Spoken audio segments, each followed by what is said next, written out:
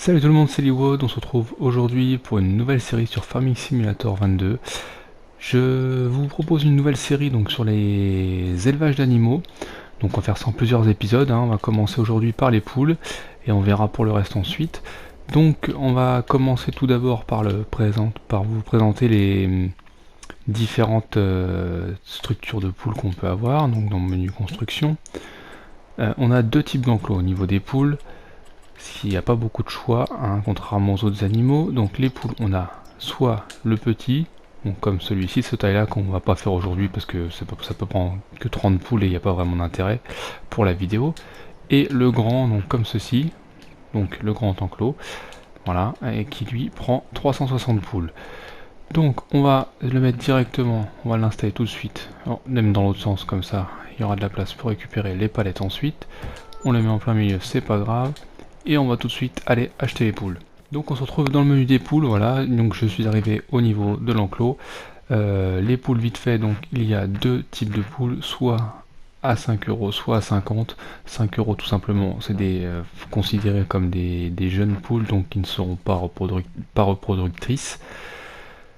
Et les poules à 50 euros qui elles seront productrices. Donc du coup on va sélectionner celle-là et on va remplir l'enclos qu'avec celle-là directement. Et pour un meilleur rendement, je vous conseille de prendre 100 coques parce qu'au final on va pas faire de reproduction, donc là c'est vraiment question d'avoir des œufs en fait, donc là il n'y a pas l'utilité d'avoir de coques particulièrement, donc voilà. Donc pour avoir un petit œil au niveau de l'argent dépensé, tout de suite on va les regarder. Donc ça se trouve ici, non c'était pas là, j'ai passé autant pour moi. Voilà, donc on a dépensé 23 000 euros dans le bétail et 79 000 euros dans les poules, dans le poulailler. Donc ça nous fait un total de 102 000 euros, qui n'est pas très excessif au final pour ce que ça va nous rapporter. Ça va être vite rentabilisé. Je vais tout de suite faire le plein du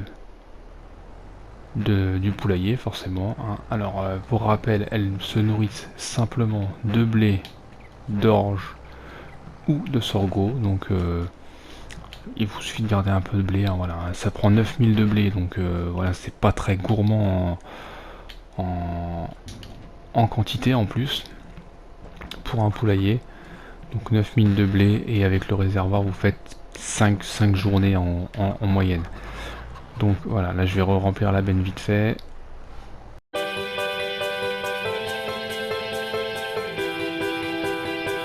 Voilà les amis, la benne est ramenée pleine. Donc voilà, maintenant comme on va avancer les jours, la benne est prête pour remplir. Donc je vous disais, on tient à peu près 5 jours avec un réservoir plein. Voilà. Après on va avancer donc plusieurs journées pour vous montrer la production. Donc voilà les amis, on se retrouve à la moitié du temps à peu près, parce que je vais avancer jusqu'au mois de novembre, je vous expliquerai après pourquoi.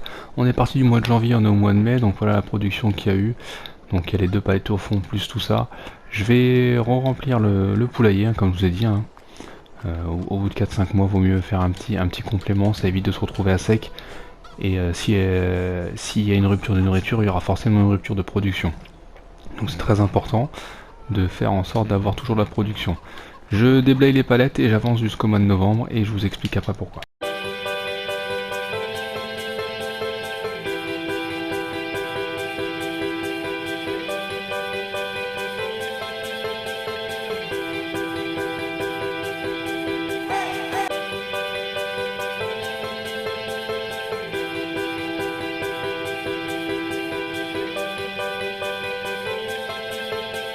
Voilà, on se retrouve au mois de novembre, donc bon, il est 8 h du matin, il fait encore un peu nuit.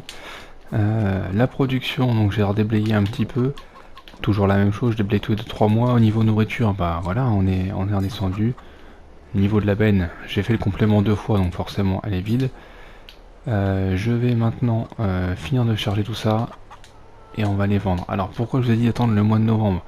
Simplement pour le prix sera plus intéressant. Voilà, donc vous avez dans votre listing de ressources des prix qui sont affichés toute l'année. Il y a des fluctuations de prix. Vous voyez en bas afficher la fluctuation, et là vous cliquez donc sur le bouton correspondant. Donc on va descendre sur les œufs vu que c'est les œufs qui nous intéressent, Et sur les œufs, vous voyez bien qu'au mois de novembre, en l'occurrence, le trait est au maximum de la hauteur, donc c'est-à-dire au prix le plus élevé. Si vous les vendez au mois de mars, le prix sera beaucoup plus bas. C'est-à-dire que là, on les vend à 4200, 4300. Au mois de mars, on était aux alentours des 2500 ou 2600, je crois, les 1000 litres. Donc le prix est considérablement augmenté. Et ça vaut pour toutes les ressources du jeu. Voilà, on se retrouve maintenant que le chargement est complet sur le camion. On va aller direction le point de vente. Alors il y a 2 points de vente possibles pour les œufs.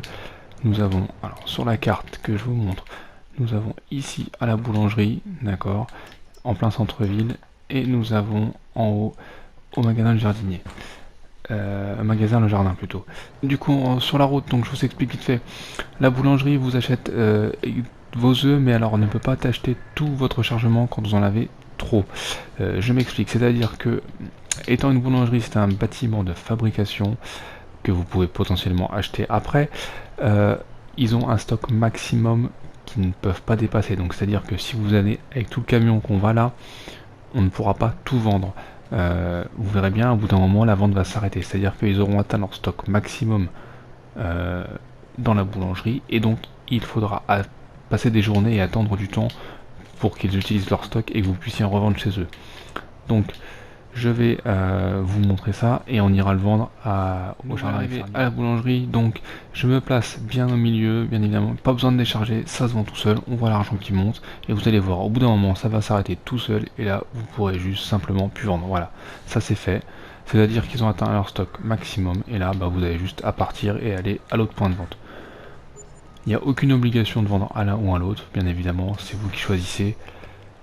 Et tant qu'à faire, autant aller au prix le plus intéressant. Donc là, on va se rendre au jardin du fermier et on se retrouve là-bas.